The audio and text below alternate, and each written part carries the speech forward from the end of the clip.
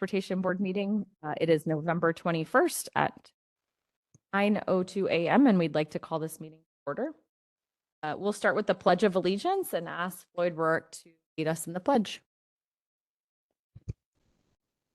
I pledge allegiance to the flag, United States of America, to the republic for which it stands, one nation, under God, indivisible, with liberty and justice.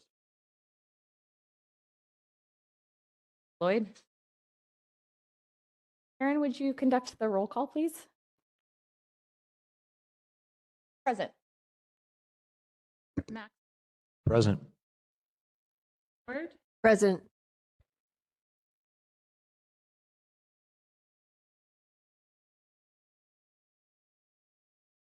Yo? Present, and the audio is also choppy. Good morning, everybody. Becker. Thank you, Karen.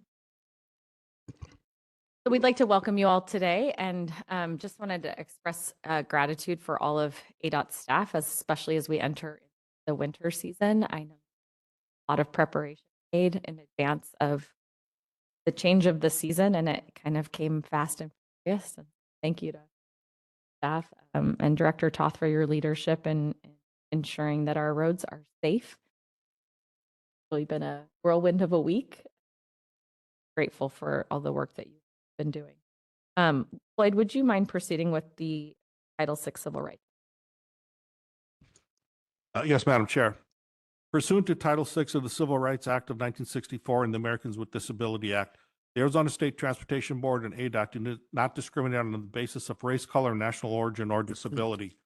No person will be excluded from participation and be denied the benefit of or be otherwise subjected to discrimination under any Arizona State Transportation Board or ADOT program or activity.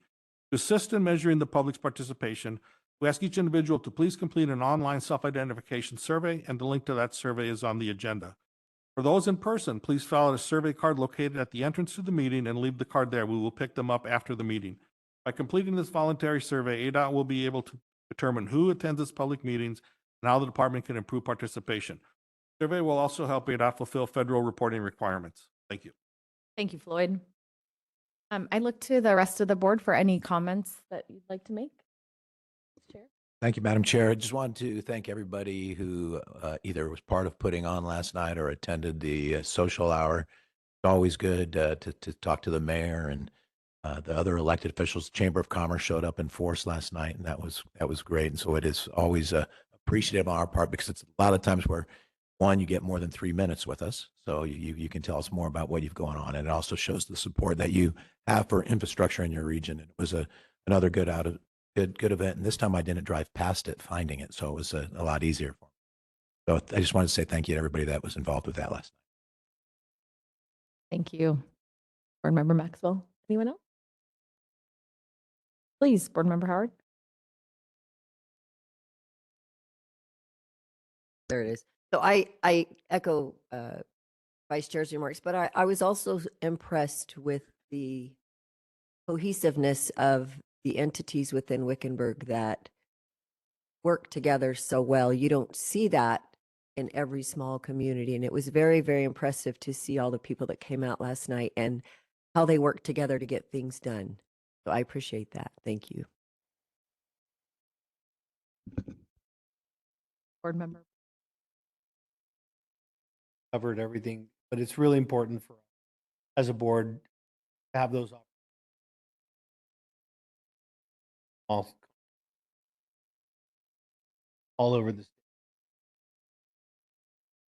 Hard to find. Posting us.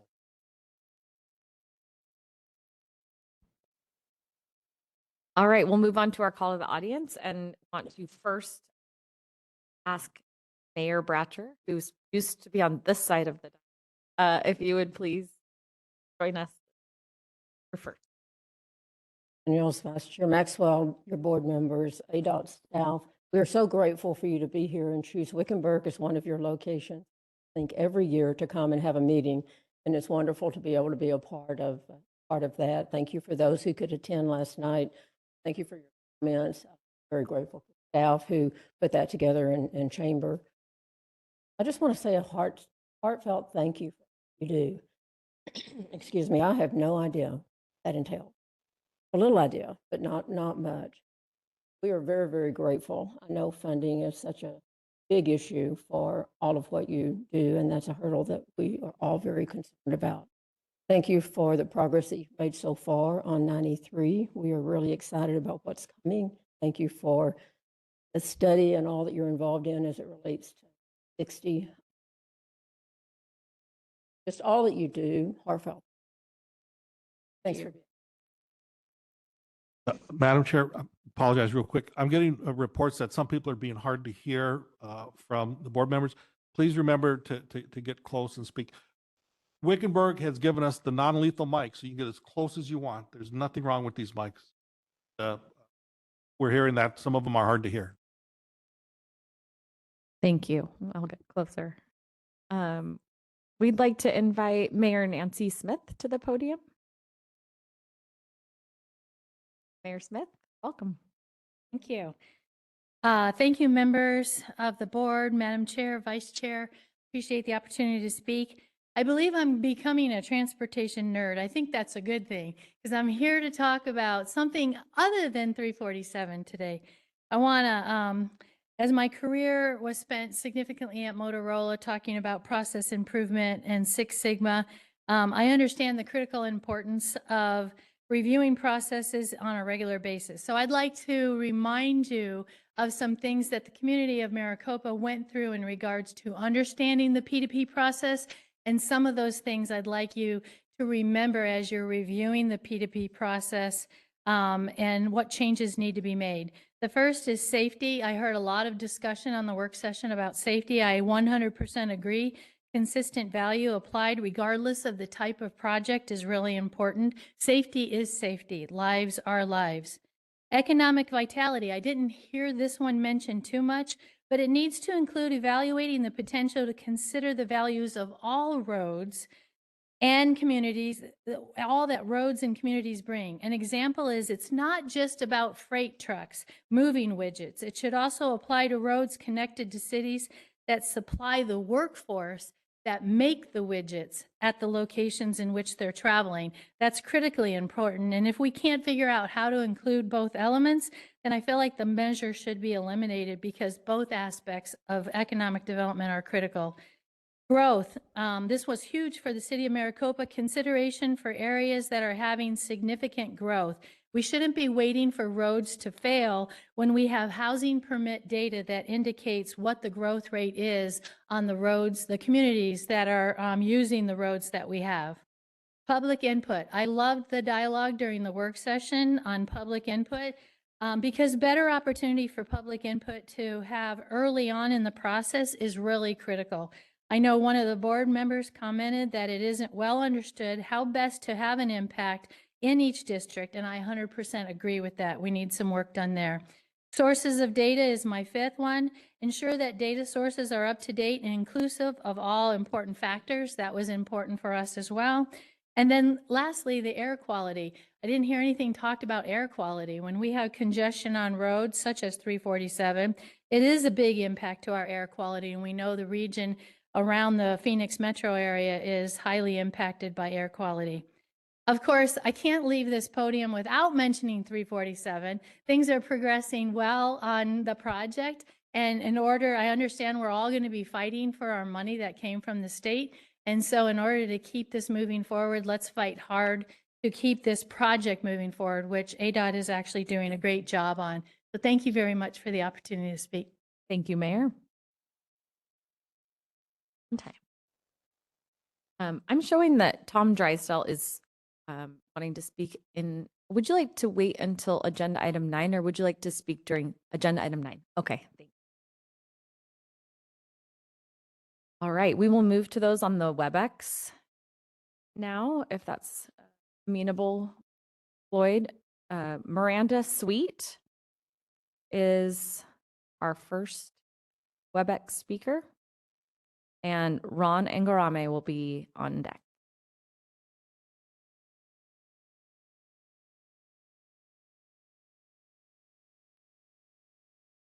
So Brandy, I think Ms. Sweet might be the telephone number. And it looks like she's raised her hand. If you could work to help get her unmuted, please.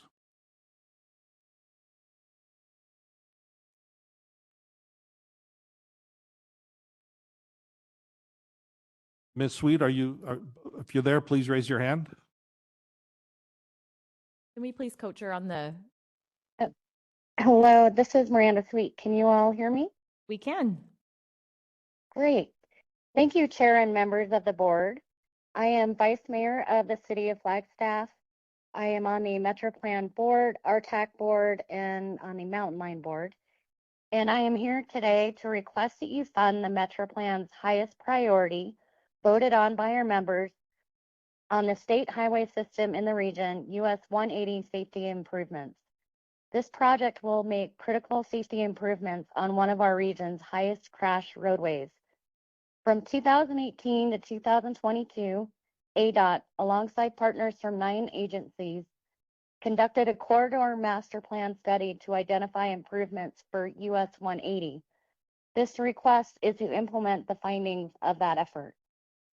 There are currently no sidewalks leading to the schools and no crossings from residential areas to those schools and parks on the other side of the road. In fact, there are no signalized crossings of the road for over 3 miles in this urban and suburban area of Flagstaff. 3 miles is too far for any pedestrian to walk out of their way to cross a road. Instead, they do what any of us would do, and that in those circumstances, they run across the road trying to split the gap between cars. The city is ready to partner with ADOT to make improvements a reality. We are currently advancing scoping and design through a Transportation Alternatives Program award. We have also set aside money in our capital plan to partner on construction for a total of $3 million in investment. Metro Plan and its partners are asking ADOT to step up to finish implementing the plan for an estimated $5.6 million. We urge you to include the US 180 project in your next update to your 5-year capital plan. Thank you, and I hope you all have a great day. Thank you, Miranda. Ron, you are up, and Charles Bell, a council member from the town of Payson, will be on deck. Please raise your hand so I may unmute you.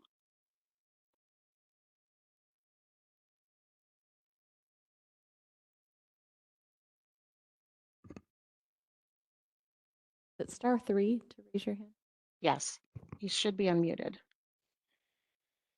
Ron? He's there. I see his hand raised. Yeah, I am unmuting him. There you go. You should be. Mayor Otto, you are unmuted. Yeah. No, it's Ron Angarami is the next Oh, I'm speaker. sorry. Okay. Randy, Apologies. it'd be Ron Angarami. Mr. Ingrami, you are unmuted. Can you hear me now? Yes. Oh, great. Thank you, ADOT Board, for this opportunity to discuss State Route 347. Firstly, I want to express my gratitude again for including State Route 347 in the 5-year plan. Additionally, I appreciate your recent decision to consolidate the various 347 projects into one cohesive plan, which has the potential to reduce overall project costs while accelerating the timeline. I recently analyzed the 2024 ADOT accident data, specifically focusing on State Route 347. As Chairperson Daniels has emphasized the importance of data sources, I want to clarify that all the data I'll be presenting comes exclusively from ADOT, ensuring its reliability. On a positive note, though it's not really positive news, the data indicates that the number of fatalities and serious injuries has remained roughly the same as in 2023. However, there are areas of concern that need attention, particularly the intersections at Casablanca and Mammoth Road, aka Cement Plant Road, require examination. The plan proposes a grade separating the traffic at Mammoth Way to allow free-flowing traffic on 347. At Casablanca, the plan includes extending turn lanes and adding acceleration and deacceleration lanes to alleviate congestion. However, I must note that the number of accidents at Casablanca is 3 times higher than at Cement Plan Road. Most of these accidents are rear-end collisions, and I question how extending turn lanes and adding acceleration and deceleration lanes will effectively address this issue. I would like to understand why Cement Plan is prioritized over Casablanca, given that Casablanca presents more danger to drivers. Wouldn't it be more effective to consider implementing an overpass or an underpass at Casablanca instead?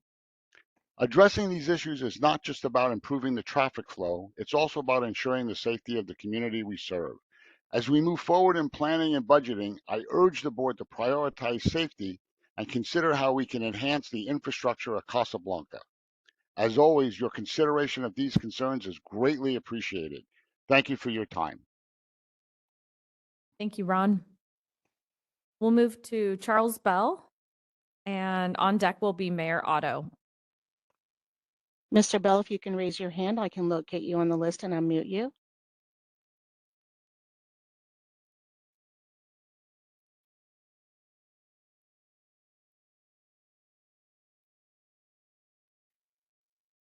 Brandy, do you see Mr. Bell on the? Yes, I've sent him a request to unmute. Okay.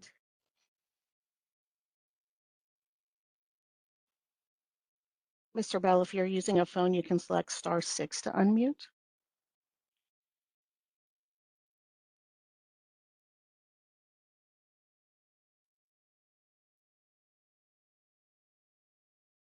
Madam Chair, you want to go on to Mayor Otto? He's, his hand is up as well. Maybe go to him and see if Mr. Bell can.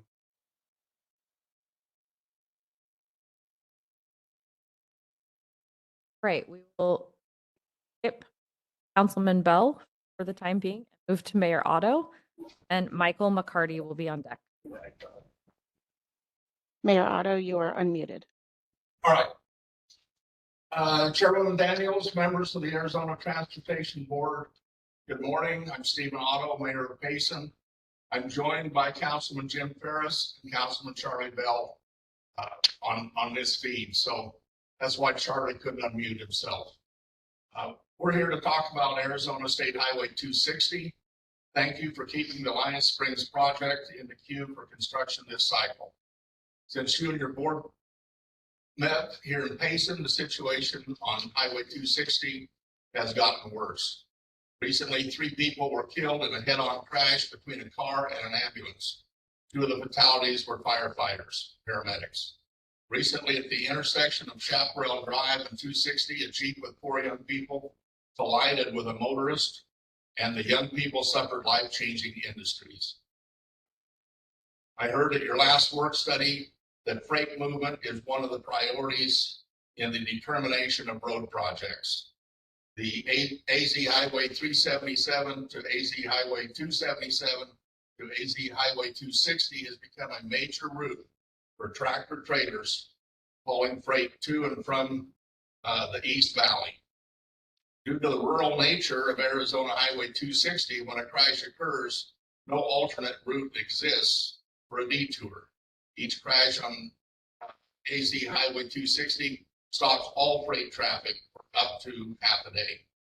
I understand the need for study and design of the elements to make Highway 260 safer, so I'd like to propose 4 elements to achieve that goal.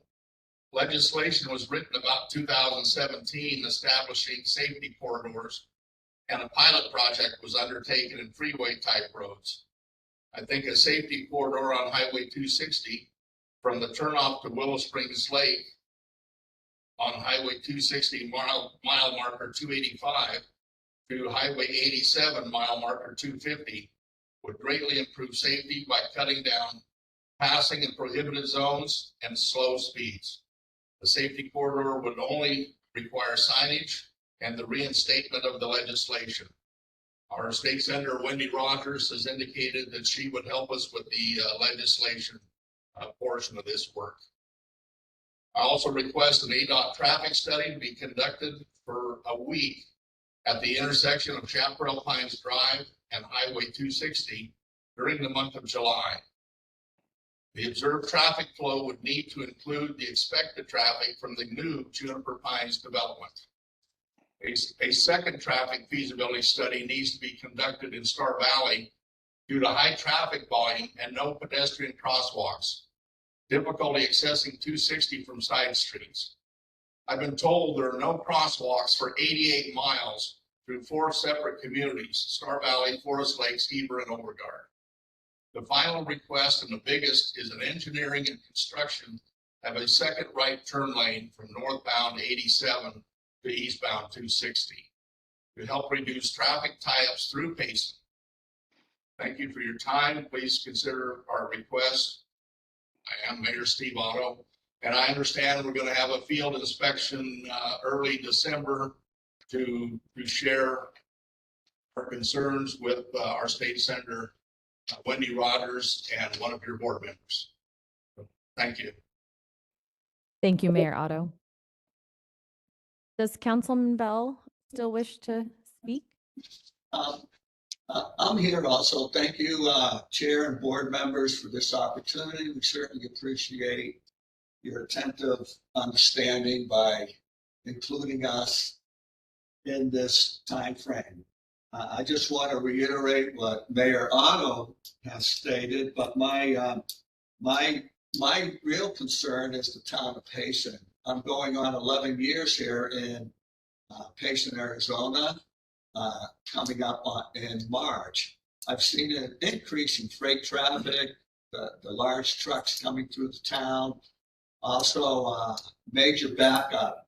This major backup really starts in the month of June once school gets out and really goes through the month of September.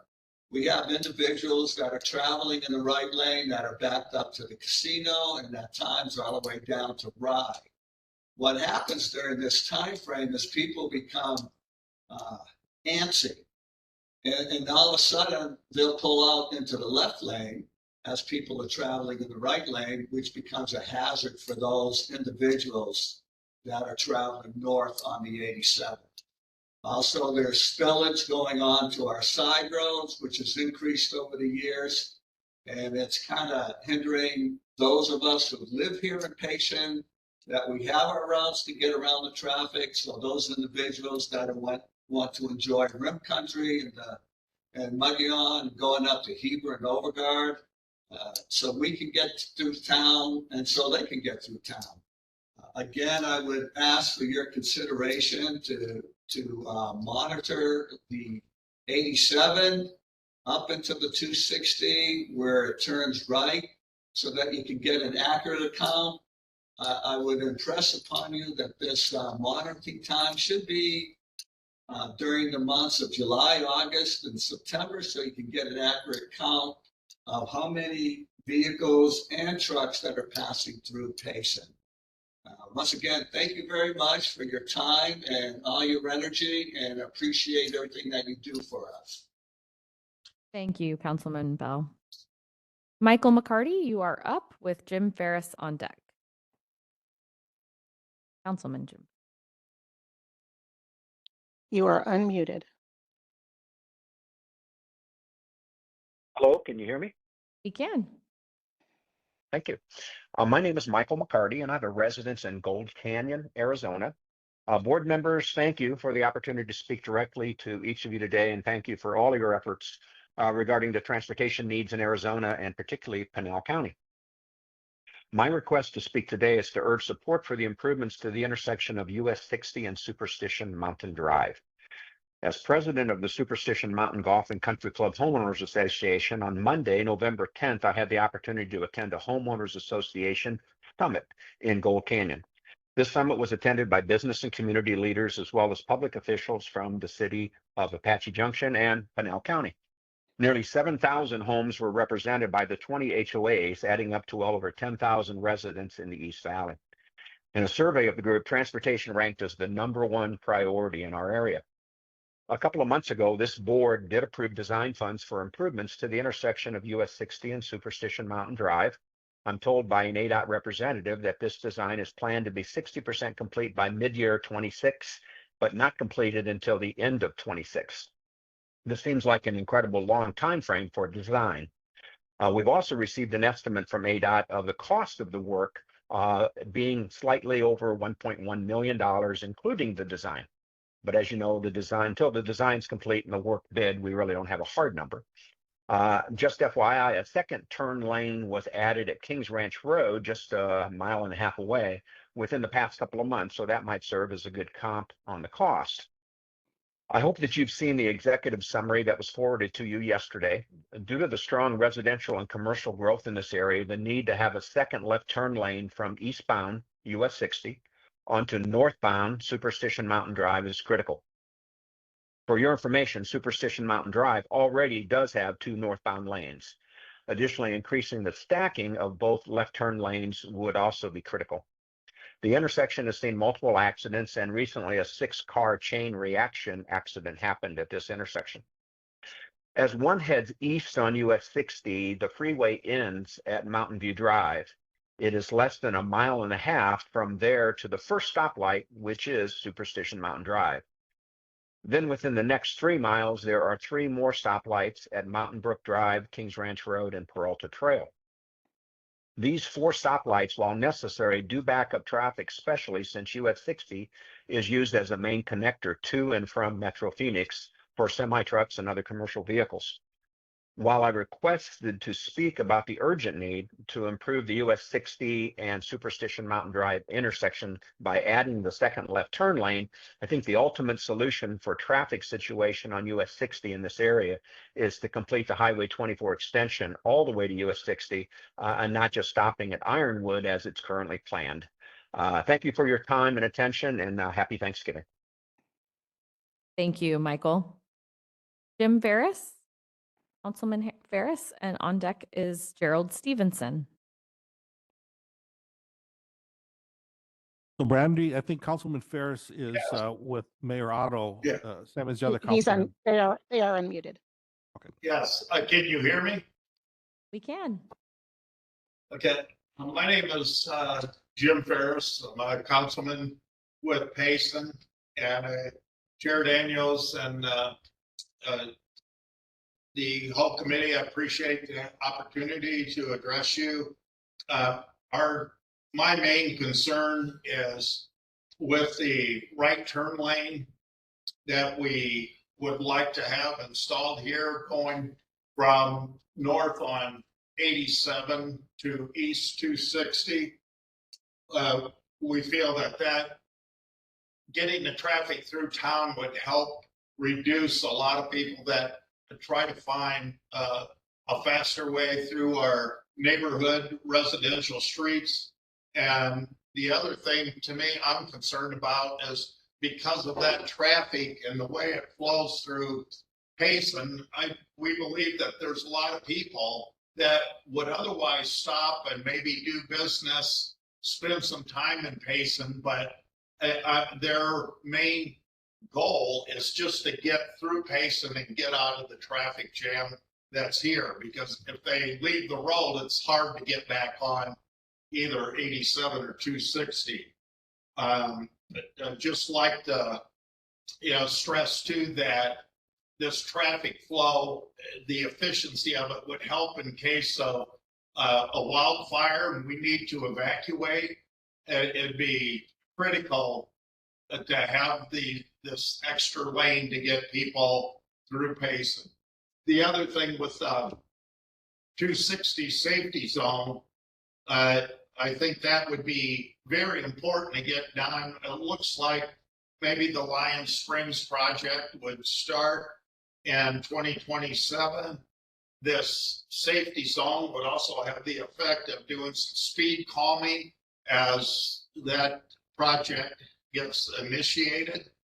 I just would, there's with the development of this Juniper Pines just east of Payson, you're looking at a lot of people going in and out of that road and other roads that have motor homes, their trailers with off-road vehicles, pull-behind campers, and those vehicles trying to get out into that traffic it creates a big problem and a lot of anxiety for the drivers. So, but I just wish that that right turn lane, especially from 87 to 260, be looked at and considered.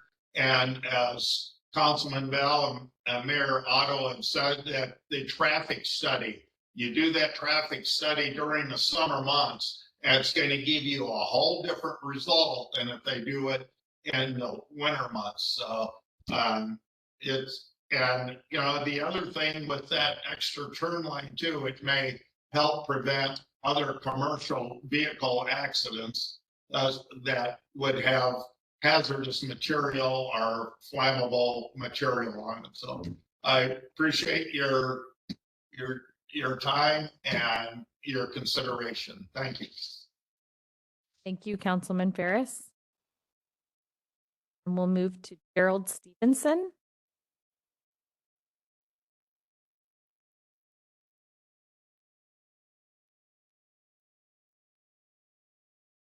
Mr. Stevenson, you're unmuted.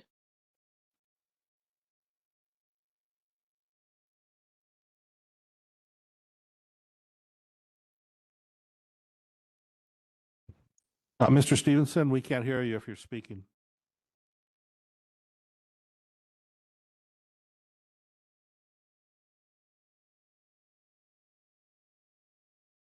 It looks like he's unmuted, Brandy, from your end, right? Yes. Oh, he went away. I just unmuted him a second time.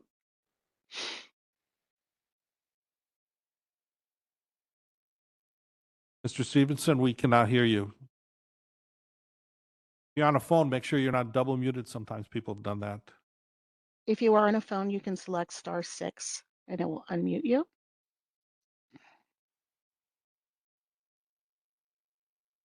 Brandy, maybe we'll come back to Gerald after, if you can help him offline for a second. Yes. Connection. Thank you. We appreciate that. Is there anyone else that we've missed or that requested to speak?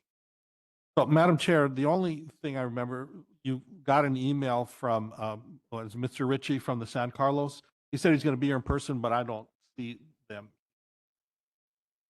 But I do look like he might be online. I don't know if he chose at the last minute not to come here. He did not fill out a request to speak, but if you want to allow it, it's up to you. Yeah, Mr. Ritchie, we did receive a letter that's part of the record from the chairman, Chairman Rambler. Mr. Ritchie, would you like to speak? If so, we can allot 3 minutes.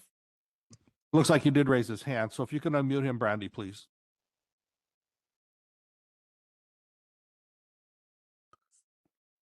Mr. Ritchie, you're unmuted. Good morning. I also believe Chairman Rambler is on the phone somewhere in your list, maybe. I just want to make sure Chairman Rambler's letter was received, dated November 18. Is that correct? Yes, we have received it. Okay. Madam Chair, members of the board, thank you for the opportunity. Chairman Rambler's letter outlines the issues presented by the tribe. There are hundreds of folks going in and out of the egresses along US 70 for both the casino operation, the healthcare operation, the tribe's government operations. There's been 4 studies which point to the need for basic highway improvements. Senator Rogers has been very helpful by putting together a request 2 years ago, followed up by last year's request, and I understand she's submitted another request through Ledge Council for this amount. The tribe respectfully requests that this be included in the 5-year capital plan for the state. And the basis of it is that even though there may be just a relatively low amount of fatalities and accidents, these have a devastating impact amongst members of the tribe and the surrounding communities. The tribe's request has been supported by mayors from Safford, Thatcher, Pima, Globe, the Ela County Board of Supervisors and the Graham County Board of Supervisors. And respectfully, we wish that the board considers including this request. We also note there's been some issue about whether or not to include a traffic light at the what's called Apache Gold Casino and Resort. There's a hotel, a gas station, and a casino operation, and a convention center, plus a rodeo center. That was not included in our request because ADOT, I understand, had issues with planning for it. There's a turnout lane, but they felt that there's no need for a stop sign. Or stoplight. We disagree respectfully. With that, I would like to defer to Chairman Rambler if he's on the line. Thank you for your time and the opportunity to speak.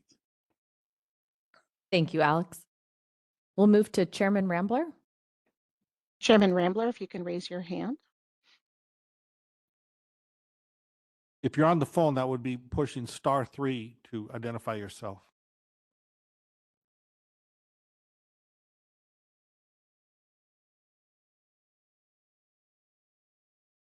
So, Madam Chair, I don't see anybody raising there.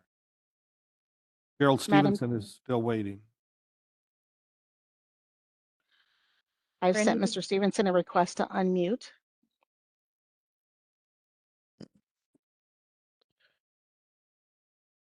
Mr. Stevenson, you are unmuted.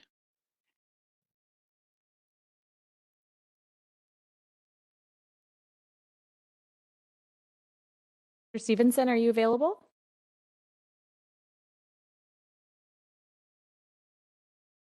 Mr. Stevenson, we'll encourage you to send us an email through the portal, and we'll gladly accept your comments that way, and also get another chance next month. Apologies for the technological challenge. Chairman Rambler, I just want to double check that we don't have Chairman Rambler. I do not see a hand raised. Brandy, you don't see anything, do you? No, I do not. Okay. And Mr. Stevenson is still unmuted. Yeah, we've Yeah, but waited. he's got some technical difficulty, Brandy. I think, as I'll the go ahead chairman and- said, we're going to just move on. Okay. We'll have another opportunity in the future. Thank you for your help today, Brandy. I know it's no easy. All right, that concludes our call to the audience. Thank you, everyone. We'll move to agenda item 1, our executive director report. And Tough. Good morning. Thank you to the town of Wickenburg for welcoming us. We definitely appreciate your hospitality. So I have a few agency highlights to share today. Slide, please. So first off, after many years of state service, 3 members of our ADOT executive team are retiring. Deputy Director and Chief Operating Officer Teresa Wellborn will retire in December, and Deputy Directors Floyd Rorick and Christine Ward will retire in March of next year. I'm getting sorry. It is definitely bittersweet to say goodbye. We are excited for their next chapter. Christine has a big smile every time she comes in the office. But we will definitely miss them and all they do for the agency and the state of Arizona. The fact that they're retiring does give us an opportunity to realign some of our structure within the executive team and improve some efficiencies. So as you can see on the screen, our new org chart, which will become effective on January 3rd, Wade Webb, who currently serves as Deputy Director overseeing our motor vehicle and compliance divisions, will now become the Chief Operating Officer overseeing financial management services, administrative services, HR, equal, and motor vehicle and information technology. Greg is going to move over to serve as our Deputy Director for Business Enterprise over procurement services, the Highways Magazine, the Transformation Office, and the Employee and Business Development Office, as well as working with the State Transportation Board. So it's a great opportunity for him to learn a different part of our agency. Very excited for that opportunity. Stacy Guillen will continue as our Deputy Director of Law and Policy and will be adding audit and communication and public involvement to her portfolio. Audra Merrick will be promoted to Deputy Director, State Engineer, and oversee multimodal planning, the project delivery, and alternative delivery. And Jeremy Newman will be promoted to Deputy Director for Enforcement and Compliance. Also, enterprise safety and business continuity and emergency management, our traffic operations center, and incident response units. So I really want to thank our current and incoming deputy directors for their dedication to ADOT. We have a lot to look forward to in the upcoming year. I want to say thank you again to Teresa, Christine, and Floyd. Their commitment to public service really sets the standards for everyone, and I personally am very thankful to everything that they've done helping us with transition as well. So next, I want to share how honored I was to attend the Gary Knight Memorial Highway dedication ceremony earlier this month. It was a good opportunity to recognize a previous state transportation board member, a Yuma City Council member, among many other functions that he served. Before he passed away, he definitely made a tremendous impact through his decades of service to Arizona and his commitment to improving our transportation infrastructure, not just in the Yuma County area, but across the entire state.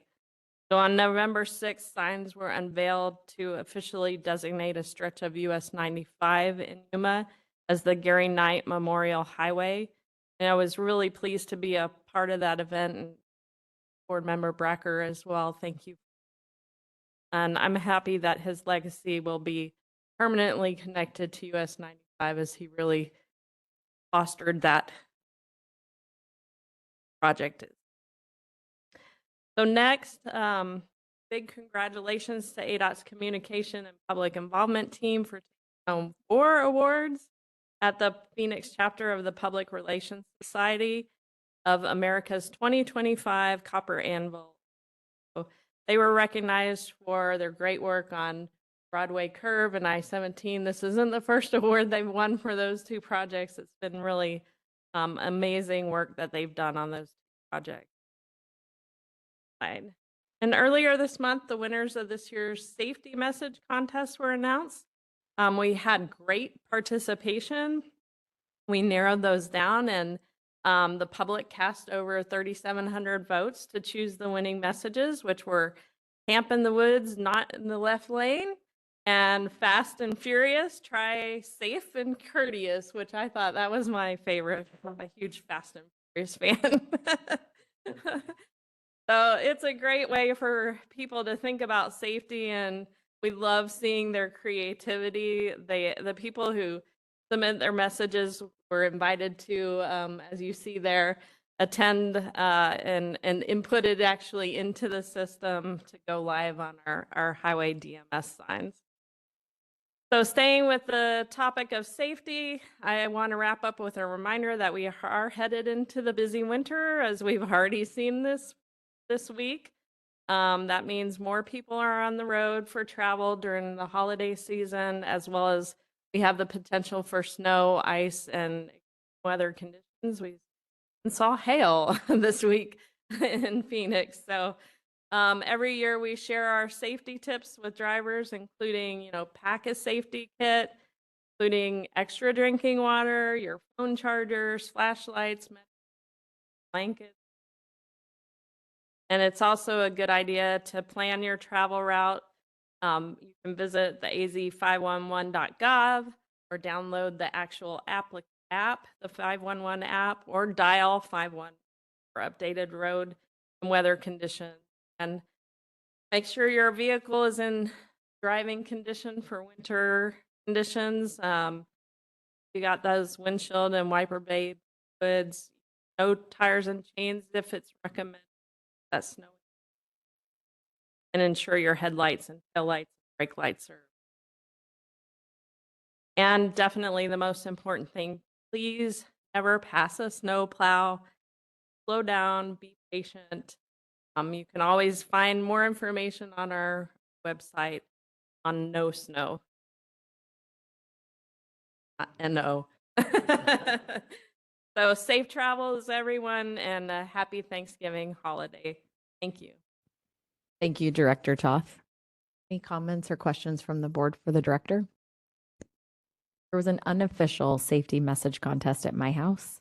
In case you wanted to know if I'm raising other transportation nerds, as Nancy called them, and they're very upset that I did not actually submit their entries into the actual contest. I told them they have to wait till I'm off the board.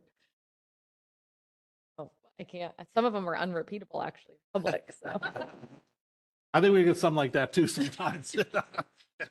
hopefully there's a filter.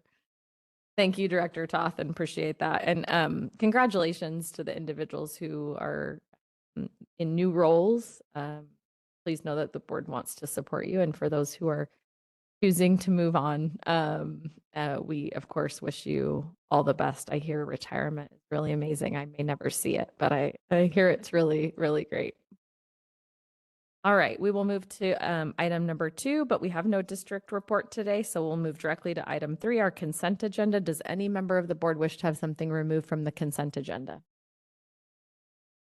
And I failed to mention that Board Member Peshlikai has joined us, and I'm sorry, I just wanted to make sure for people who might just be listening that they know that you're here. Agenda item 3, anything to pull? Okay, we'll entertain a motion. Move to approve. Second. We have a motion by Board Member Bracker and a second by Vice Chair Maxwell. All in favor, please say aye. Aye. Aye. Any opposed? And Board Member Hermosillo? Aye. Thank you. All right, let's move on to agenda item 4 and invite Christine Ward to the podium. Well, good morning, board members. Love traveling to Wickenburg. Just a beautiful. Okay. Are we? Got it up there? There you go. Thanks so much. All right. The word of the day, all things in moderation. That's what our report is today. I love moderation in this sense because we've got a nice stable financial report. Starting off with the Highway User Revenue Fund. Again, within target range, we collected about $600 million year to date. Remember, we are aiming for a $1,855 million forecast. And so we're right on target for that. If you look into the individual categories on the next slide, we're looking at October's actuals. This is just for the month of October. These individual categories, there's nothing of significance going on here. You'll see we're 1% above October of 2025 and just a titch above forecast. Moving on to the Regional Area Road Fund, same story, nice and moderate. And if I can turn the page correctly, I'll actually get to see the Regional Area Road Fund. 1% above forecast, $191 million collected year to date. In terms of an overall forecast, what we're heading for there is about 700 and individual categories, nothing significant to report, although you might see a little wacky number on the 50% in the other category. First of all, keep in mind the other category is very, very small, but we had this is where the DOR does its audit adjustments and various other. So that's what you're seeing there is we had an audit adjustment come through. Moving on to the next slide, where we are in terms of obligation. Chair Daniels, this is that slide. And you weren't here last month, but I would have told you, hey, we couldn't get it until this month. So welcome back. Here's your slide. We are only we're not even 2 full months into the federal fiscal year, and we've got 10% of the program obligated. And last but not least, where we are with our federal aid program, we've got nothing to report there. In terms of debt, the issuance of debt, we'll be coming back to you and talking to you about a debt issuance coming up here in the next 3 to 4 months. Very much. And with that, I'll be happy to take. Well, Ms. Lakai, when you logged in, your device is on. You need to mute it and drop the volume, please. I don't think I did it.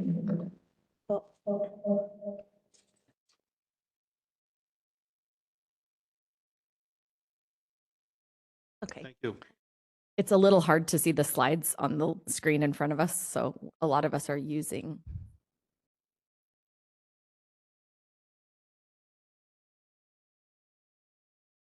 No. Any?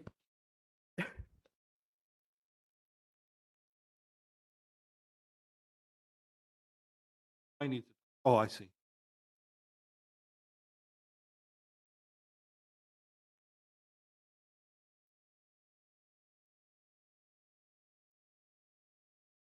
I actually Just have one question. Sorry. No got worries. distracted. The second to last slide, you have a very small orange line that says adjustment. Uh-huh. So you have planned and then you have adjustment. The Uh-huh. adjustments are based on votes that happen at this board, correct? Correct. Well, there's one adjustment that happens that's not, it doesn't come through this board. Okay. So when when a project completes, we do a reconciliation process. It's called the final voucher process. And in that process, you might release money back into the program from projects that this board approved some time ago.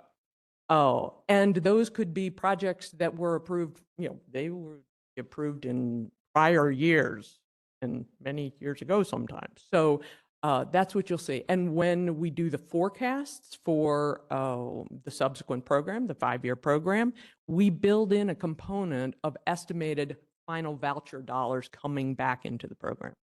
Okay. Cover it? Helpful. I have one more, sorry. Nope. I had a constituent reach out to me this week and asked me a specific question about federal funding that I didn't have the answer to. And I thought, oh, good, I have an opportunity on Friday to ask Christine.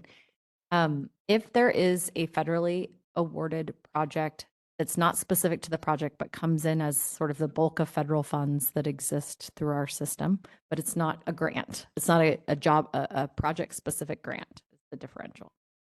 And the project gets canceled by the jurisdiction, could be county, could be city. Does that money that was issued federally go back into the big pot, or does it stay within that jurisdiction? Chair Daniels, I will preface this with saying I think I probably need a little on it. I actually But if- told them it's so nuanced that they're probably like, Oh, my first gut reaction to that is if they were like congressionally directed spending. Mhm. If something is directed to a specific project and that project is canceled, that's all those funds are designated for. And so they wouldn't go back into a pot that this board could reallocate. Got it. But barring more details on that particular situation. I'm just going to send them to you if that's okay. Go for it. Sometime in April would be good. Yeah. No. There's a do not disturb button that you'll have on. Why the hell didn't I think of that? My meetings are not. Well, we're now entered the circle back after the holidays timeframe too. So you always have that in your back pocket. Thank you, Christine. Appreciate it. Any other questions for Christine? Okay. Thank you. Moving on to agenda item 5, and we'll ask Iqbal to come forward for our multimodal planning division report.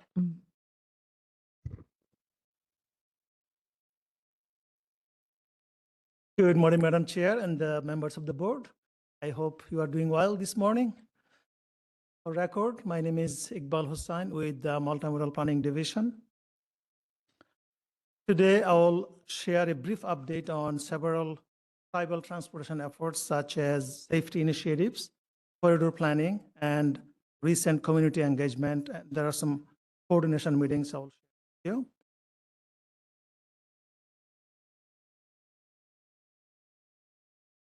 One major highlight this year is in regards to roadway safety is the renewal of the Arizona Safety Circuit Rider Program. This program is a statewide initiative to strengthen roadway safety by supporting tribal governments, our local agencies, and other state partners. This program offers hands-on technical assistance and training on roadway safety.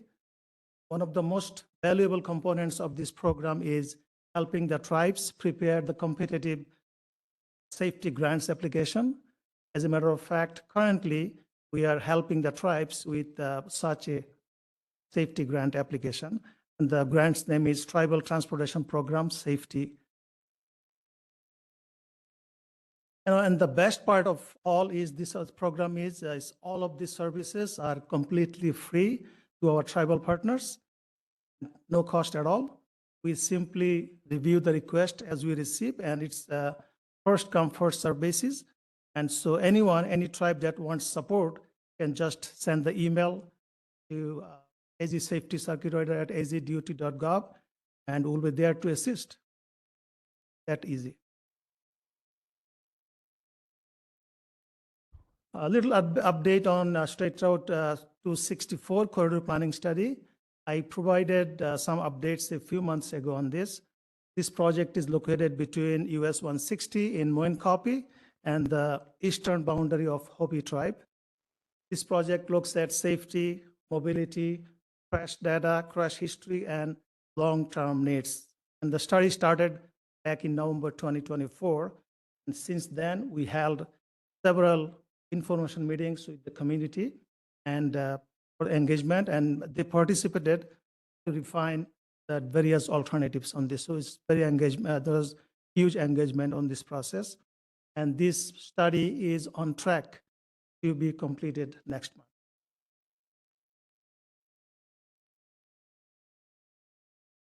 These pictures are from Tohono O'odham Nation's annual El-Tor Diraz bicycling event.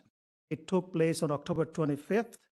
The event was organized by the Healthy O'odham Promotion Program, and we had the opportunity to support Nation during that event.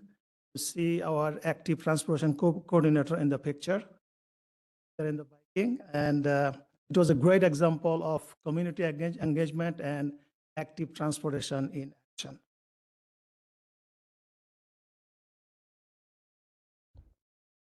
Finally, here are two upcoming tribal coordination meetings. On December 4th, ADOT will hold a full-day partnership meeting with the Hopi tribe at the North Central District in Flagstaff.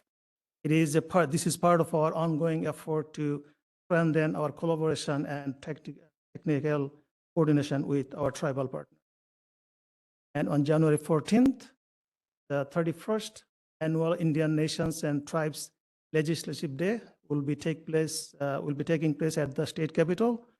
This event will bring together tribal nations, state leaders, and other state partners to discuss priorities. And the registration information is right there listed. With that, concludes my presentation on the tribal part transportation. Any questions from the board? Seeing none, Iqbal, don't go anywhere. We do not have any agenda items for 6 today. There were no applications, so we'll move to 7, which is responsibility. Are there any requests from the board to remove any of the project modifications projects from the agenda for discussion? Okay, I think we can take these then in one full motion if that works for you. So we have 7A through 7S. Is there a motion? Madam Chair, sorry. Madam Chair, I move to approve items 7A through 7F. I'll as second. presented. We have a motion by Board Member Elters and a second by Board Member Howard. All in favor, please say aye. Aye. Aye. Aye. Thank you, Board Member Hermosillo on the phone. Thank you. Motion passes. Were there any opposed? I guess I should ask. Madam Chair, if I might make just one comment, Please. 7H, Alota Avenue. That is one of the pavement preservation projects that we moved out of the program when we did add in 260 and 347. So as bid savings come in, we are going to continue to move those 3 projects that we moved out back into the program. So I just wanted to note that. Great, thank you. And thank you for that update. Any other before we let Iqbal escape? Madam Chair, if I could, like to make a lot of those projects that were just approved were for some of the local airports. And at the Rural Transportation Summit, we heard from a lot of the managers of some of the small local airports about the priority of how sometimes their funds are the first ones to be swept. So I appreciate seeing these up throughout the time of the year and get those funds used, because they've learned they too need to be a little bit more vocal if they want to make sure that the legislature doesn't touch them. Appreciate the opportunity. Pilots in the state of Arizona. Very good. We'll move on to agenda item 8 and invite state engineer Greg to the podium. Good morning, Madam Are you Chair. wearing all the hats right now, Greg? What's that? You're wearing all the hats right Yeah. now? So, Madam Chair, board members, item 8, State Engineers Report for November 21, 2025. We have 108 projects under construction worth $2.3 billion. 8 projects were finalized in September worth $47.9 million. Fiscal year to date, we have 47 projects that have been finalized. We can either go through all the locals or we can have the information. It's like you know me now by the end of the term here. Any desire to discuss any of the specific items from the board? Anything, Greg, that you feel like is of certain item of note that, knowing this board now, what we might be dying to hear more about? The big things that we have that are coming up, I think, are the biggest impacts that we're having is some of the projects that are just getting ready to kick off within the Phoenix region. So we've got a couple of projects on the 303 particularly that we're looking at that are getting ready to kick off. Also down in the Tucson region, the projects are starting to hit very big out there. Traffic is still flowing, but there's a lot that is occurring in that area. And then we roll into the Ina and Ruthroff. Almost finished. So we've got completion of one interchange, and that project will be. Got a lot going on statewide, but those are probably the biggest ones that. I've seen a lot of additional communication recently over some of the future forward, like everybody prepare for, and I think that's Tucson's heavily impacted. Yeah, I've seen a lot of that, and the communication is going to be the key, especially for the Keno Country Club. Realize we're only at 2 lanes down. Every time we talk about the expansion of I-10, I hear it from the folks on the east saying, "Wait, can't stop at night." Got it. So the work's greatly appreciated. It is full. There's no doubt. I drive through that section at least twice a week in the mornings during rush hour, and the continued notifications, any early signage notifications about slowing down, anything you can put down there will help, because as we know, at that time of the morning, people are driving pretty fast to try. It does happen suddenly, and right when it happens, it also sidestep. Future communications is an important thing we have, but safety, both to the public, vicinity of the slowdown. 6-car, they happen. That's everything. Appreciate that.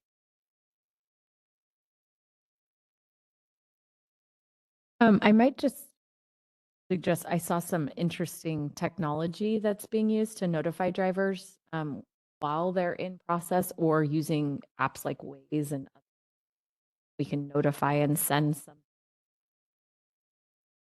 I would imagine our communications team is well versed on that at what they do, but I just thought I'd flag maybe there might be additional technology opportunities as I was going through the board policies and looking at some of the commitments that we've made as a board through those policies to implement new technologies. It grows to the top as maybe a new opportunity we should consider or pursue more in depth.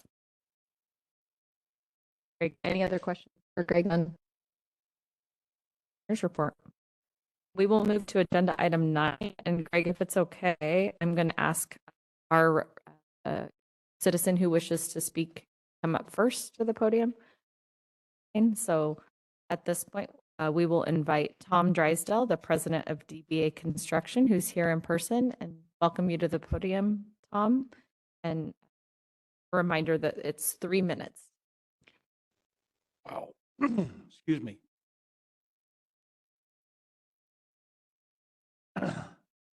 Ed, it's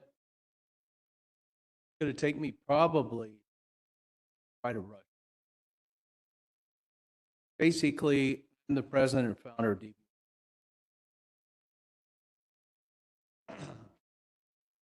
Arizona Chapter.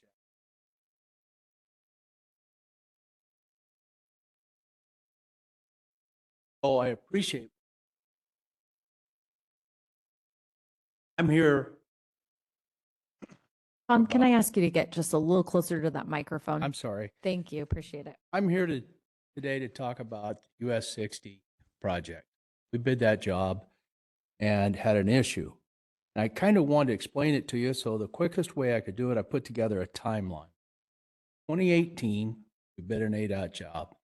At that time, we were disqualified because we made NAICS code. DOT notified us. We were non-responsive and they awarded it to the second bidder. Moving along, 2019, ADOT issued statewide notice to all pre-qualified contractors saying that your NAICS code must be accurate and complete and timely to be eligible for award. Move on to 2022, there was a job bid and there was a NAICS code error. At that time, no second bid. Approach. The state did up. Now, since then, there's been no updates or guidance on this. September 5th, bids were open for the US 60 job. BW Clyde was red low, A construction, and Granite Construction was third. On October 15th, we received a letter from the state engineer recommending award to. On October 16th, we received a letter that was sent to FHWA from the director that stated the projects that opened before October 3rd should move forward to avoid delays. On October 21st, filed a protest. For 18th, state engineer withdrew the award recommendation. So what I would really like to do is ask the board, here's my ask, 2 of them. Number 1, follow the specifications. You do that, we'll award this job. And the examples here, have them all here and I will give them to you. But since 2018, 2025, the wording has never changed in specific. Letters that were sent to me show that. The only thing that changed on those pages in the instructions to bidders, 2018 was page 13, 2025 is page 50. I have those for you, those to you. Lastly, I think what we all heard today, passing on jobs is not what the public wants. We all work public. We need to build work, fix roads. So, Madam Chair, anybody on the board have any? Thank you, Tom, for the presentation. I think we'll hold off on any questions for right now, board, and we'll come back to questions. I'm of the opinion we may need to have a sidebar conversation about this that would possibly entail an executive session. So I'm going to hold off right now on any questions. Can I give you the information so you can refer to it? Oh, you mean hand it to us? Yeah. Oh, of course. I'm old school. Yeah, I'll yeah. hand it right to you. I There's follow. no mute button on me. I follow. So Thank you. I've got them right here. Appreciate it. Thank you. what is it? The judge says, please approach the bench or something. Thank you. This is not a judge. Yeah. Okay. Thank you. Appreciate that. All right, Greg, we'll invite you back up. So, Madam Chair, do you want to go straight to item 9D and keep on going with this? I would like us to go to 9B, but first, because I like efficiency, are there any questions from anyone on the board on items 9A, 9C, or 9F? And 9. And 9B, I think the. Nope, I'm gonna come back to those other ones. So those 9A, 9B, and 9F. Those are the ones that are being requested to award. He's also. A, B, C, and 9A. I'm 9B, skipping 9C, B for right now. So 9A, 9C, and 9F. Madam Chair, I'll move that we approve as recommended on 9A. Back to the bid as a single bidder, 9. So 9A is to award. the amendment, we did an amendment. Madam Chair. Got it. Yeah. Okay. I will say our agenda was a little confusing this month. So, Because of the amendment.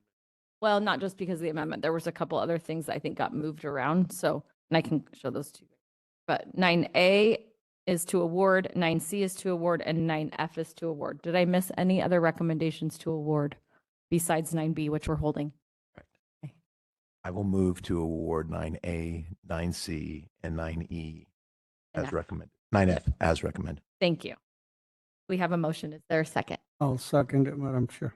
Thank you. We have a motion by Vice Chair Maxwell and a second by Board Member Elters. All in favor, please say aye. Aye. Aye. Any opposed?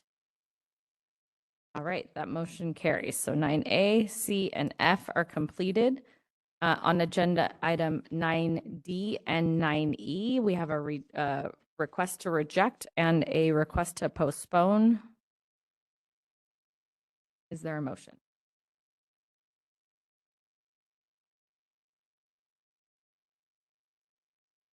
Did we get that right? We didn't get it right. Okay, my agenda's wrong. What's 9D? So 9D is to reject all, and Mhm. that is the protest item that- that Mr. Oh, the okay. DBA. Right. came Thank in. you. So you action 9A, C, and F. Go to 9B, 9B. I really botched this morning. So in my effort to be efficient, I apparently wasn't. I I was going to mixed recommend, up. let's just do them individually, but I know you like to lump them together. I do.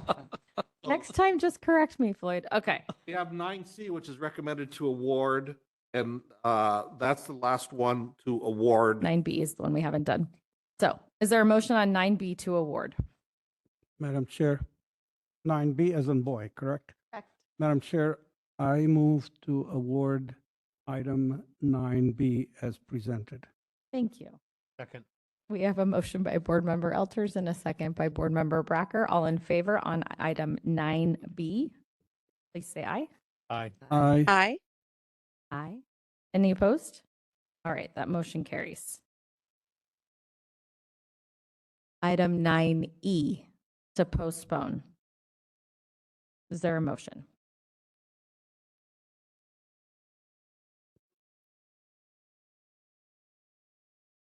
You, Second with a request. please. Greg, can you explain? I know we only got one bidder. So there's only one bidder on this project, and there was an issue with the bid. We are currently going through it. We do not believe it is material, but we need to vet it out. The time frame didn't allow for us to be able to get that completed before the board meeting, so we will be bringing that back. Could I follow up a question, please? Of course. So with the single bidder, we're spending time and delaying this. Why don't we just re-advertise it, see if we can get multiple bidders and worry about it from that point? That's one of the options that we're looking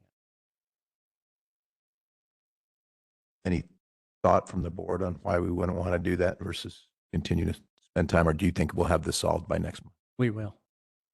Madam Chair, Board Member Maxwell, given that this is in District 6, I did reach out to the department prior to the board meeting today. Greg provided good explanation. My sense would be allow the department to complete the process. That is one of the options. It's not always a guarantee that you would get a better bid if you two were to rebid it. If this is a good bid, I would recommend we let them complete it. Madam Chair, I'll gladly defer to Member Elders as it's his district. We have a motion by Board Member Elters, second by Board Member or Vice Chair Maxwell. All in favor on 9E to postpone, please say aye. Aye. Aye. Aye. Any opposition? Great, that motion carries as well. Okay, now we can get to 9D. Thank you. Thank you, Madam Chair. Any hanging chads here? 9D, please present. So item 9D is City of Apache Junction project. This is on Old West Highway. The low bid was $2,818,889. State's estimate was $4,363,049. Difference of $1,544,160 or 35.4%. Part of the rationale that was given for the lower price was smaller crew sizes as well as location of materials were justifiable in the cost. We brought this project to the board last month with a recommendation for postponement. It was postponed. The rationale we gave was with the bidders, because there was an issue with the bid, specifically one of the DBE items. We needed to be able to contact all bidders. There is a time frame that's allotted for doing such. That time frame had not been completed yet. We brought it forth for postponement, and the board postponed. Since that time, we received a letter that brought forth an issue with the bid. So therefore, which was just commented on prior, we have gone through and spoken with the City of Apache Junction on this specific bid. In those conversations, we made it aware that there was a issue with the bid, and that there was one of the second contractor had come through protesting the bid, so therefore we needed to be able to act. One of the recommendations that was made, that I made to the city, was that we reject all bids, take and re-advertise this project as soon as possible to try and keep this project online and get it completed as was necessary. So the City of Apache Junction agreed with that. So with that, we come before the board with a recommendation to reject all bids.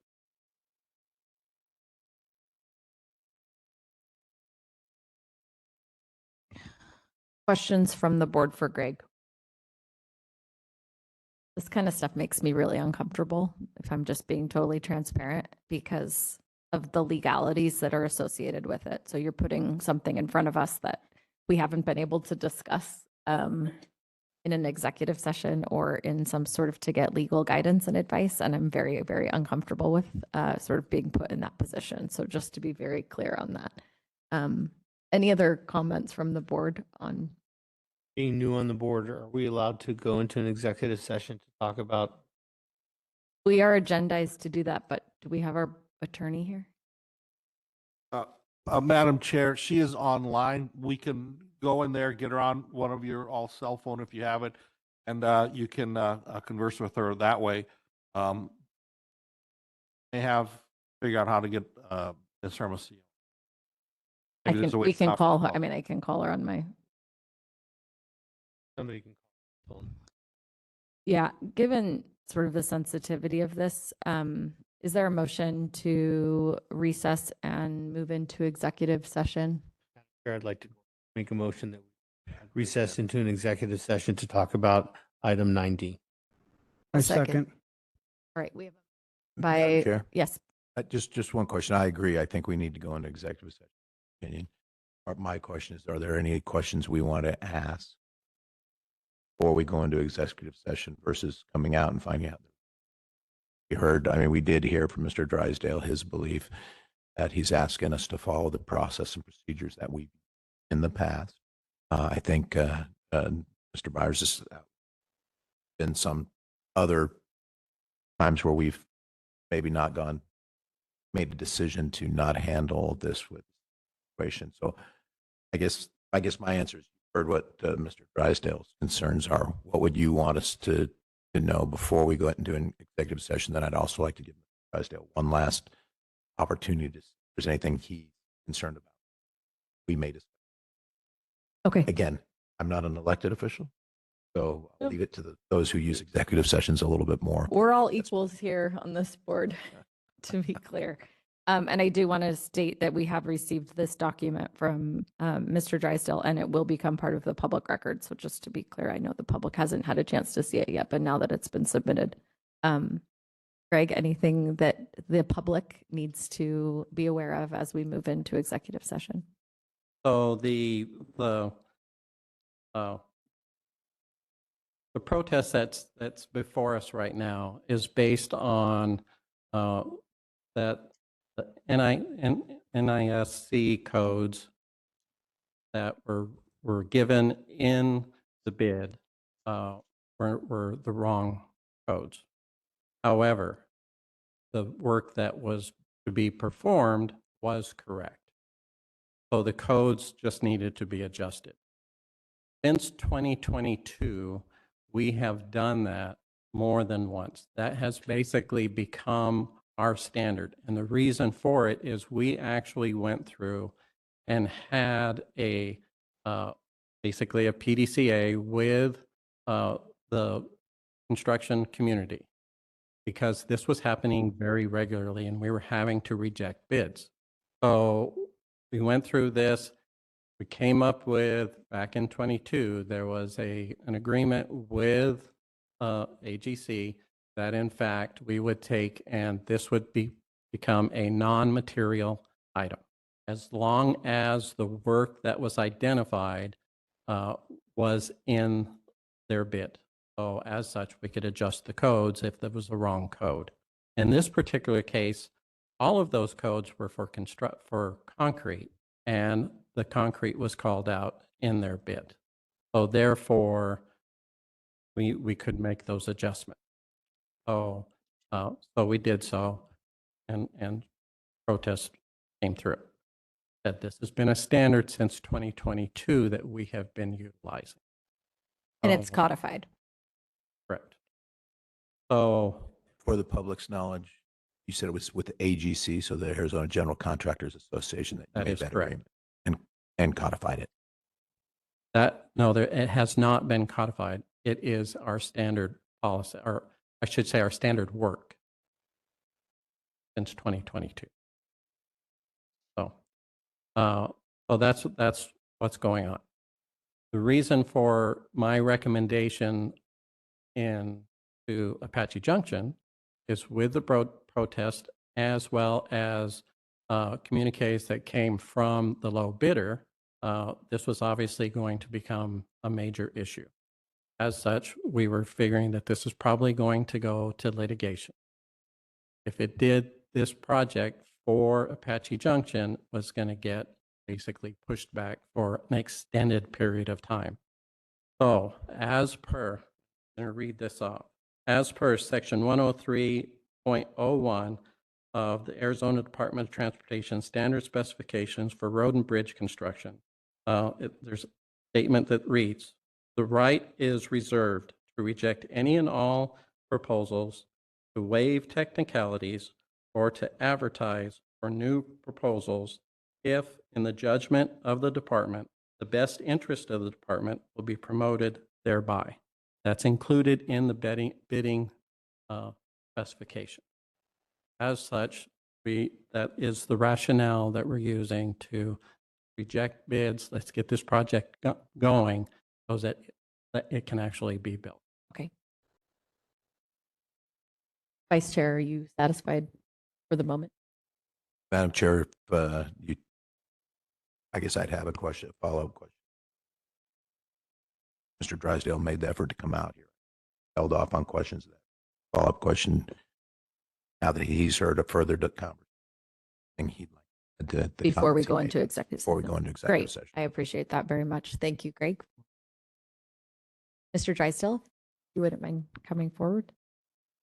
If I were to summarize Vice Chair Maxwell's question, is there anything else you would like us to know before we go into an executive session? There is. We all agree. I was mentioned that I belong to the. However, wanted to be there's bidders. Ain't being can't have. That's why 2019 pre-qualified contractor problems. 2022 wasn't material because there was no second bid. So I have here all the letters I referred to. I would just like you to look. It won't take long. If I you have- hand those to us, I mean, a lot of them probably already are public. They're probably all public record. I just want you to know that anything you hand us becomes part of the public record. Okay, Absolutely. perfect. Ironically, someone that's me, the other one is I figured they're all part of a public They're all record here. anyway. I just So- wanted to make the statement. There's that disclaimer on the bottom of all public person's emails now, and I just wanted to make sure you knew. Thank you. appreciate your time looking. Thank you. Thank you. All right, we So- had a motion from Board Member Bracker and a second by Board Member Elters to go into executive session. We have not yet voted on that. All in favor, please say aye. Aye. Aye. Mayor Hermosillo, I think you said aye. Yes, I said aye. Thank you. Appreciate it. All right. Any opposed? Thank you. We will recess this meeting and reconvene in executive session. So, Madam Chair, Greg, could you get a copy of whatever letter you provided legally to Michelle Koonsman so she has it as part of that discussion? She just texted me and said she needs it. And I don't know if Joe has it as well, but just so they both have whatever it is that you're referencing. And Want us in the side room, Floyd? Rest of the room.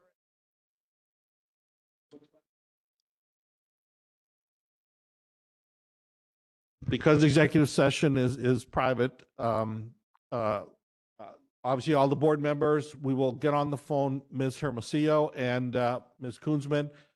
Karen will be the only one in there. She will be taking separate meeting minutes.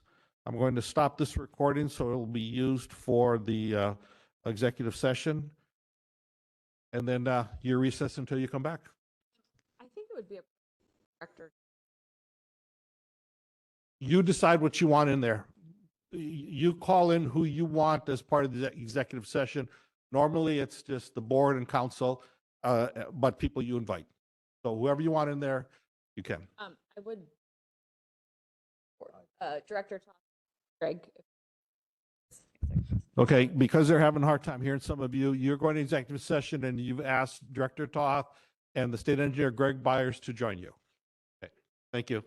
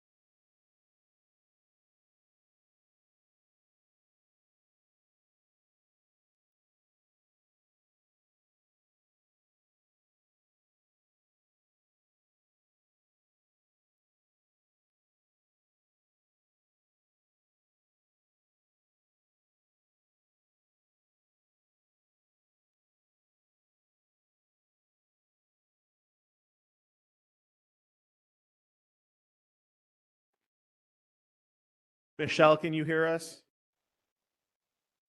They're going to call you on your cell phone, Michelle. Oh, okay. I'm virtual, so no. I'm sorry, Michelle, we can't hear you.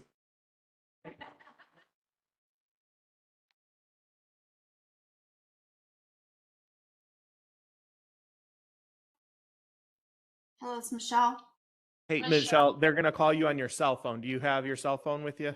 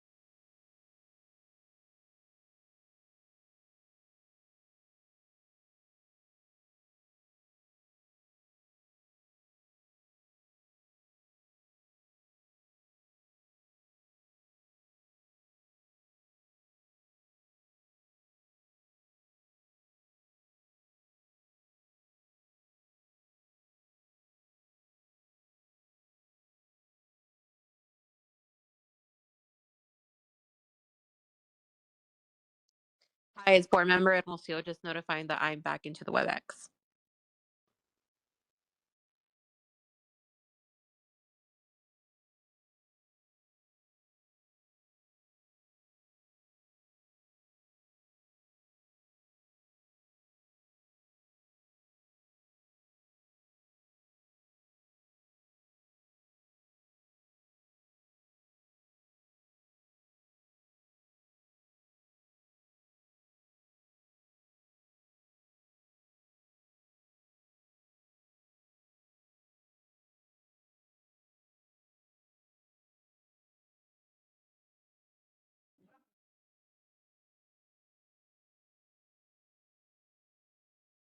Madam Chair, I move we move the executive session and move into regular session. Second. Aye. Aye. Aye.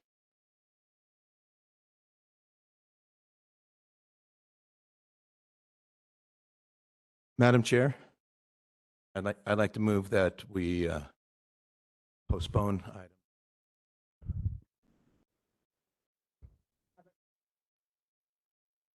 Madam second. Chair, I second.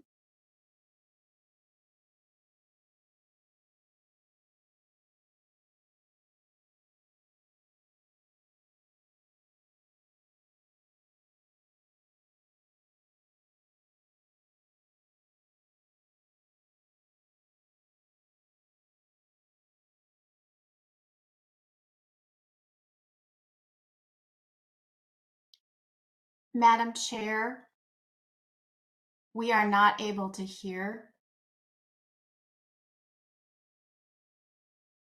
Fortunate. Or fortunate. Thank you, Michelle. I appreciate you highlighting that for me.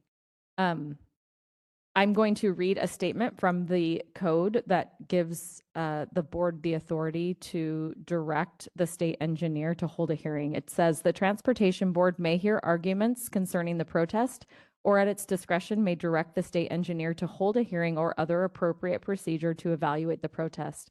If the matter is referred to the state engineer's recommendation will be made to the board within 30 days. The Transportation Board will make the final decision as to award or the rejection of bids. That's directly from the code. So as part of our motion to postpone and the second, I do request that the board also concur with the referral of the matter to the state engineer to hold a hearing and to report back to the board within 30 days, which would be at our next regular board meeting. Mr. Bars, I know you came up. I was just going to ask if we need to amend my motion or if we want to take that in two separate motions. Best and two separate because it's Madam Chair, I'd request we further discuss and then call the vote on the postponement of item 9. I think we need to do it all in one since it's part of the same. And my reason being is that it's not agendized as a separate item. If we could amend the. Madam Chair, what I would amend is, amend the amendment because you first said postpone. So postpone and direct the state engineer to hold a hearing on item 9D and bring it back in January. Correct. That's the motion. And Madam Chair, in that case, I amend my amendment to direct the state engineer to hold a hearing regarding the protest and other appropriate procedures to evaluate the protest. Madam Chair, I amend my second to that motion. Thank you. So we have a motion by Vice Mayor Maxwell and a second by Board Member Elters. All in favor, please say aye. Aye. Aye. Aye. Any opposed? That motion carries. Thank you. Thank you. Appreciate everyone's support as we worked through that. That concludes agenda item 9, and we move to agenda item 10, and that is our state transportation board policies. Lloyd, are you presenting on that? So, yes, Madam Chair. So at the special meeting we had a little over a week ago, we got additional comments at that meeting, which we have incorporated into the draft. There are a couple of things. I don't know if you want to go through this page by page quick to look at that, but I did have 2 items. A couple of things. I know that Board Member Maxwell talked about developing a mission statement. I don't know if you have had any thought more on how to discuss that or add that. Wanted to continue that. Then again, if you wanted to go quick page by page and look at these, or did you just want to have time to digest these individually and then comment to me so I can bring them back in? There's quite a few edits in there. I don't think going page by page would actually be very efficient, but everyone can see everyone else's edits as part of that, and it also is part of the public record. So if the public wishes to weigh in, that's available to them as well, including our edits. Any other questions for Floyd? So the process, Floyd, is you'll bring these back in December. Just remind us of when we will, final votes February? Final vote is we can make it the last item on, or the last item on the agenda right after the change if you want in December. But our preference would be to approve them in December, but these are the board's policies. You don't want to do it, I'm not going to force you. December it is. Well, Madam Chair. Yes. Floyd, you're also working on a language for dark sky. That is in there. We added that. If you look on, You might want to look at it and just make sure that it follows the intent of what you brought up at our last meeting. I did feel like it might need a tweak. I Madam don't Chair. remember the number.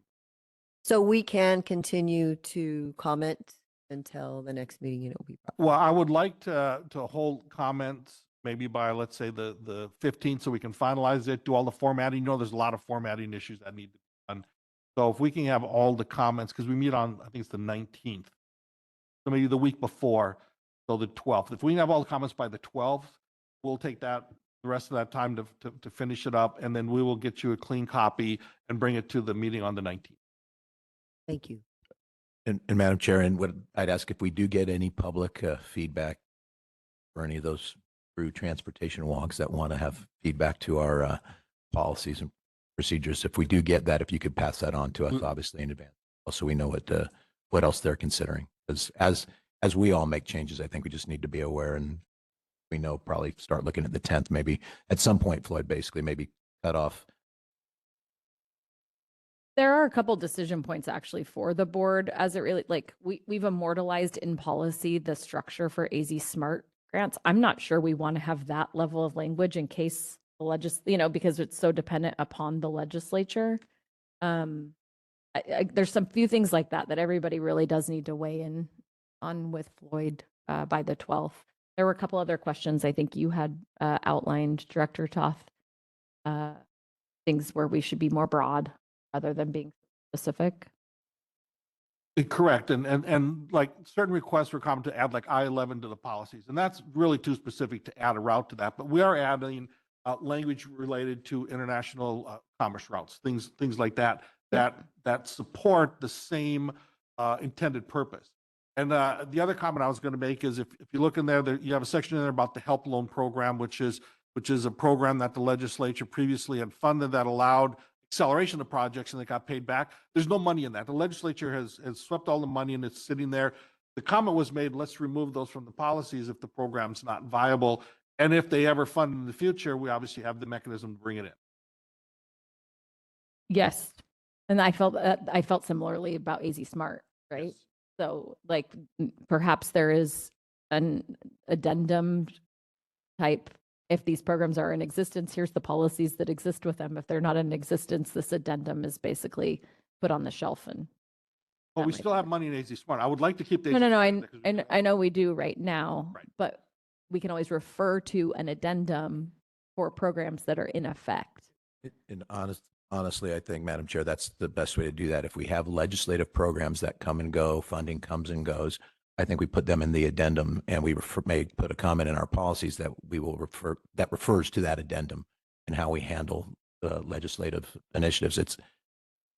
The legislature is always going to play with it. They're always going to give us projects, and it's good. I want to see fiscal investment by the legislature into specific projects, but those always create challenges. I think we can take it out of our official board policies and somehow capture it in the document, but as an addendum that's easier for us to move in and out of.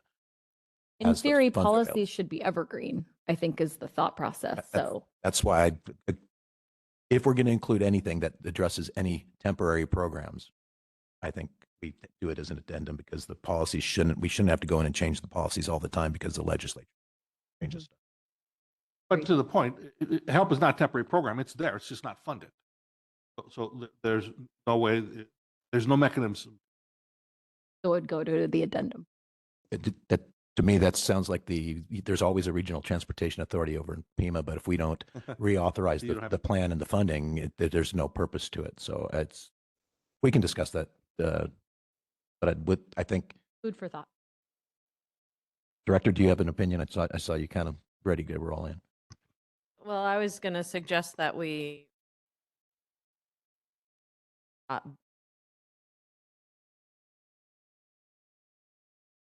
of appropriation.